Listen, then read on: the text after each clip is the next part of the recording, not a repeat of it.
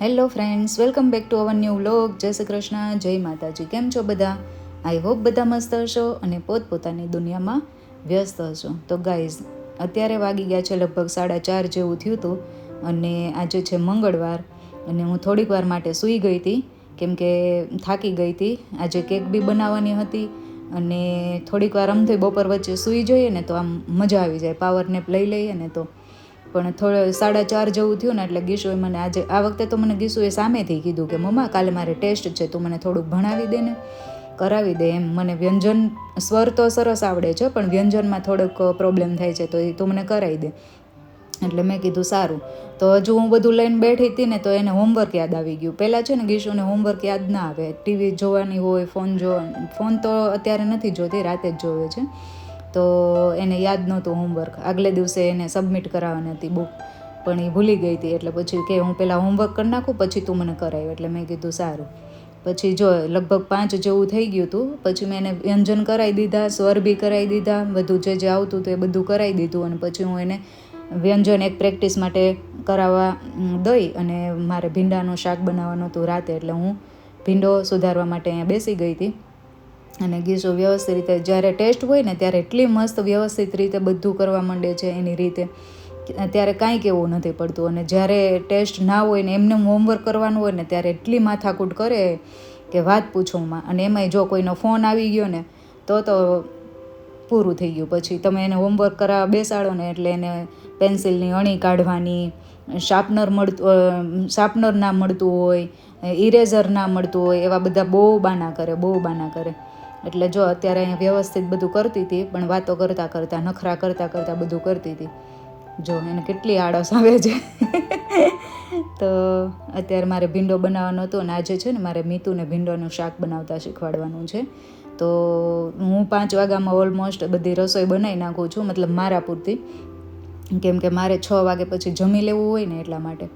તો અત્યારે ભીંડો સુધારતી હતી અને ભીંડા જોડે થોડાક મરચાં બી આપ્યા હતા, તો એ મરચાં મેં સાઈડમાં લઈ લીધા. અમે લોકો તીખા મરચાં નથી ખાતા, એ ક્યારેક આમ તો દાળ વડા કે એવું બનાવ્યું હોય ને તો એમાં નાખવા માટે, ચટણી કે ભજીયા કે એવું કંઈ. અત્યારે ચોમાસા જેવું વાતાવરણ છે ને તો મજા આવે એવું ખાવાની, એટલે મેં લીધા હતા. નહીંતર એ શાકવાળા અંકલને જ ના પાડી દઉં કે મને એ પેલા ના આપતા મરચાં. તો આવું છે.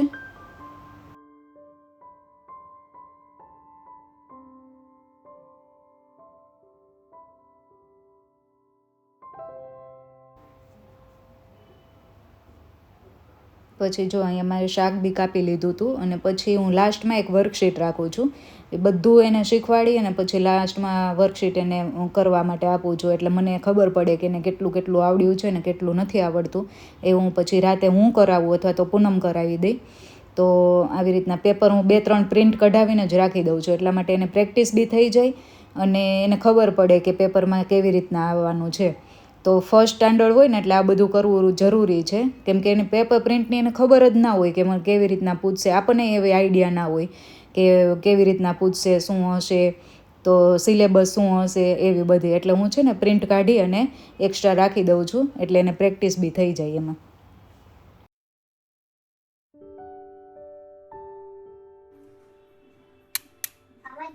હા, અવાજ સાવ ધીમો કરી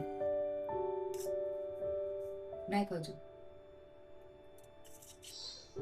લૂછાઈ નહીં, આમ જો અહીંયા થાય નાખો છો.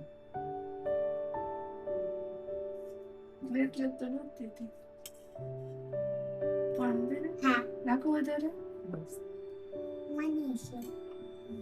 શીખવું નહીં, તાર નથી શીખવું. બોલો ફેન ઓફ કરતી છે.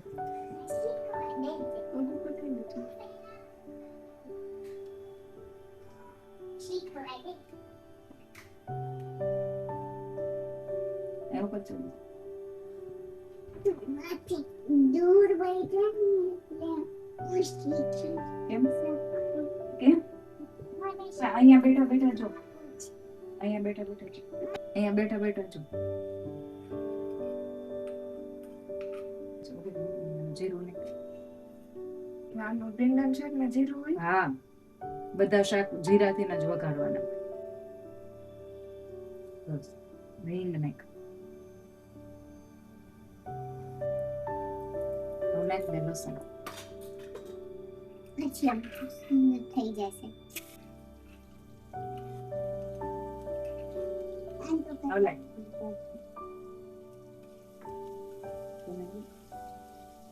કોઈ નથી. પછી ગુંદી હળદર નાખી હળદર પછી ગુંદી નેચરી વધારે હળદર પછી ભીંડી નાખવાની થોડીક ના આખી નાખી દો. નાખી દો આમ કેવો વધ્યો છે.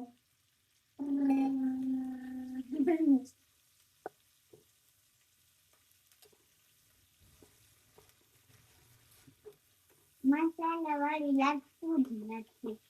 કેવું સાદું લખેલું. મીઠું હું નાખો.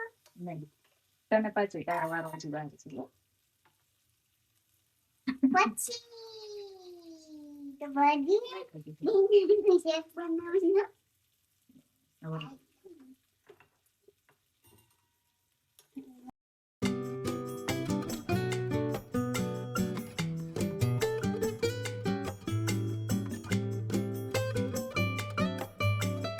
ઈશુ ઘડીક અવાજ કરવાનો બટર આગળથી નાખ દે પણ અંદર એમાં નહીં તો આ પેલા ડીશમાં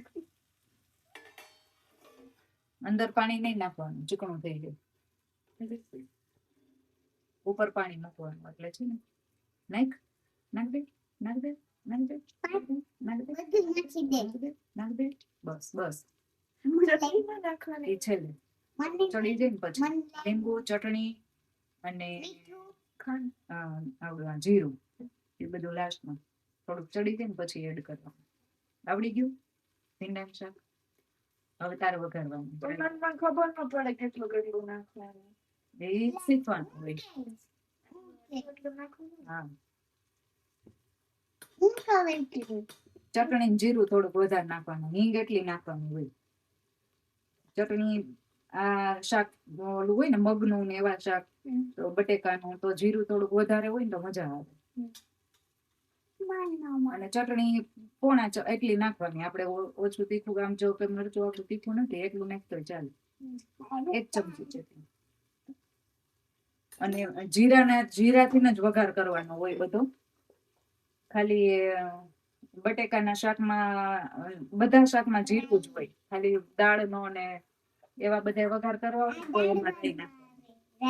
તો ભીંડા શાકમાં મેં કોઈ દી જીરું તો ન જોયું. હોય જ જીરું જીરાથી જ વઘાર થાય બધા શાકમાં.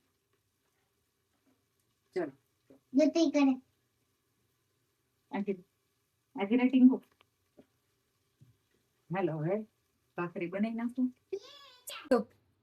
જો થઈ ગયું મસ્ત શાક. મસ્ત સ્મેલ આવે છે. કોણે બનાવ્યું આવડી ગયું ને હવે તારે જ બનાવવાનું હો. હવે તો નીચે જાય ત્યારે એમ કહે મેં તો શાક વગર નાખજે. હવે ઓર્ડર મારવાનું મેં તો ભીંડીનું શાક બનાવી નાખજે. તો જો મસ્ત મજાનું મીતુએ બનાવી દીધું છે ભીંડાનું શાક અને મારે પણ ચા અને ભાખરી ખવાઈ ગઈ છે. મારે ચા અને ભાખરી હોય ને એટલે બીજું કાંઈ ના જોઈએ. અને પછી હવે 6 વાગી ગયા હતા એટલે મેં કીધું હવે લોટ બાંધી દઉં અને પછી ગીશુને લઈને જવાનું મારે ડેઈલી 6:30 નીચે રમવા માટે. ગીશુ એકલી જતી રહી પણ મને એમ થાય કે હું એને જોડે રહું કેમ કે હજુ નાની છે ને તો પડે કે કોઈ મારે તો જોડે હોય ને તો સારું પડે. હવે મારતા નથી છોકરા બધા જોડે જોડે સરસ રીતે રમે છે પણ કદાચ ને એવું ધક્કો બકો માર્યો હોય ને પડી જાય ને વાગે ને આપણે હોય તો થોડુંક સારું પડે એટલે હું ગીશુ જોડે જાઉં છું. અને અમને બી મજા આવે ત્યાં બધા જોડે વાતો કરવાની બેસવાની થોડાક આપણે બી રિલેક્સ થઈ જાય આપણા ડેઈલી રૂટીનમાંથી. તો ચલો જો અહીંયા બંધાઈ ગયો છે મારો લોટ અને હવે 7:45 વાગે આવીને રોટલી બનાવીશ. પૂનમ કેવું થયું શાક? એક નંબર એક. કોણ બનાવ્યું? વાહ કેવું મસ્ત. મીતુએ બનાવ્યું. શીખવાઈ ગયું હાચે? હવે તારે જ બનાવવાનું. મેં શાક નથી ખાધું મેં ચા ભાખરી ખાધી. લોકો વાટ જોતા હોય ઢોકળી પહેલી વાર શાક બનાવે એટલે હું ખાવ. પણ મને બહુ ભૂખ લાગી હતી.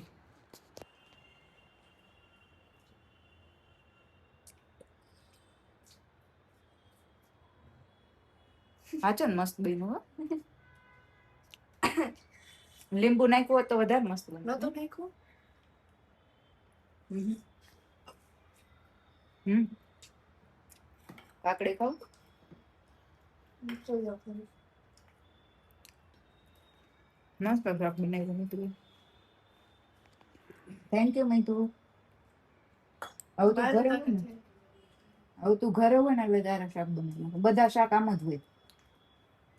લસણ નાખ્યું ને એની જગ્યાએ લસણ વાળી ચટણી નાખવાની, અમુક શાકમાં લસણ નાખવાનું અને જીરાથી વઘાર કરવાનો. થોડું વધારે નાખી દેવાનું સાબુ. અને બીજા બધા શાકમાં છે ને ચટણી ને જીરું ને બધું જોડે જ નાખી દેવાનું. આમાં છેલ્લે નાખવાનું પછી, હે ને?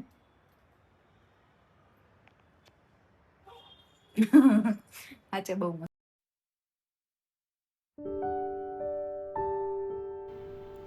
તો જો પૂનમ ને મીતુ જમતા હતા ને ત્યાં સુધીમાં મેં મસ્ત પ્લેટફોર્મ ક્લીન કરી દીધું હતું અને દૂધ અત્યારે જ હું ગરમ કરી લઉં છું કેમ કે દાદા આવે છે અમારે ગાયનું દૂધ દેવા માટે. તો એ હું દૂધ ગરમ કરી અને ઠારવા માટે મૂકી અને પછી વાસણ ક્લીન કરવા માંડી હતી. એટલે વાસણ ક્લીન થઈ જાય ને પછી બહારનું પ્લેટફોર્મ ક્લીન કરી અને પછી કઠોળ અને બદામ, બપોર માટે કઠોળ, અને હું બી હમણાં સવારમાં થોડાક ચણા ખાઉં છું, એ ચણા પલાળી દઈશ અને પછી બદામ પલાળી દઈશ. અને બપોરે હમણાં છે ને મીતુને એક્ઝામ છે ને એટલે એ વહેલી આવી જાય છે એટલે પૂનમ જમવા આવતા નથી એટલે બપોરે અમારે રસોઈ ના હોય. તો એ બધું અહીંયા આ બધું પ્લેટફોર્મ વાસણ બધું ક્લીન કરીને એ બધું પલાળી દઈશ. તો આવો હતો અમારો આજનો દિવસ. આજે મસ્ત મીતુએ શાક બનાવ્યું હતું, પૂનમને ખબર નહોતી, એને બી બહુ સરસ લાગ્યું.